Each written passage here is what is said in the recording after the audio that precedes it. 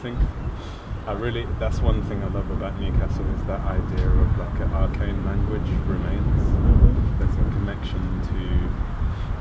connection to English as a very broad thing that you don't get in London quite as much. I feel that very strongly here. I think there's poetry in the language here. I was noticing there were Norse remains in the place names, like the use of gate for road, which you also find in Yorkshire, of course, which is purely Old Norse. I got that. Yeah, there's a lot of that. And also just stuff related to bodies of water and like the old kind of industries and that kind of stuff as well. Yeah.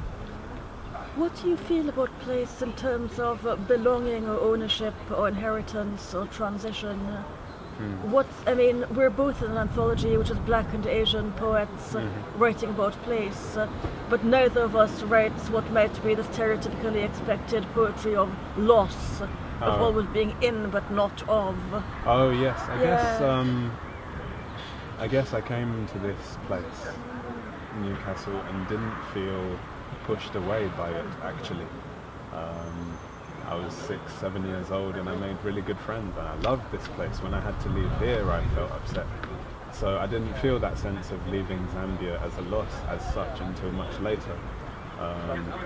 And I guess then I didn't feel moved to write about the loss as such. I felt moved to write about things around the loss perhaps. And so it wasn't just sadness that came out of that movement. I think that movement allowed me to write poetry and express in language in these terms, because if I'd stayed in Zambia I wouldn't be a poet, and being a poet is one of the things that keeps me sane. Right. So I feel gratitude is maybe the wrong word, but I feel I've made peace with having left a place that I can't go back to, and so I don't have that sense of loss that sometimes people have when writing about or through migration. There's also a curious way in which I think places can be like people, and if you love a place or are engaged with a place day in, day out, it would be rather strange to keep on harking back to the one you no longer had. It would be like the person who keeps telling a wife or husband about the girl or boy they had a crush on when they were 11 and never got together with, but have an imaginary perfect life with.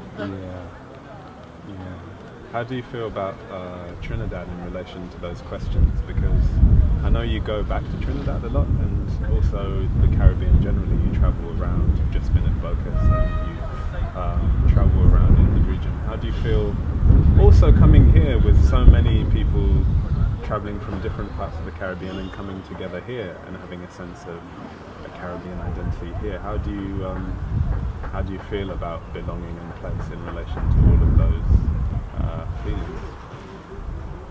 There's a curious way in which I found places layer each other. So there's a way in which when I am going towards Cambridge from anywhere else in Britain, the landscape starts to flatten out.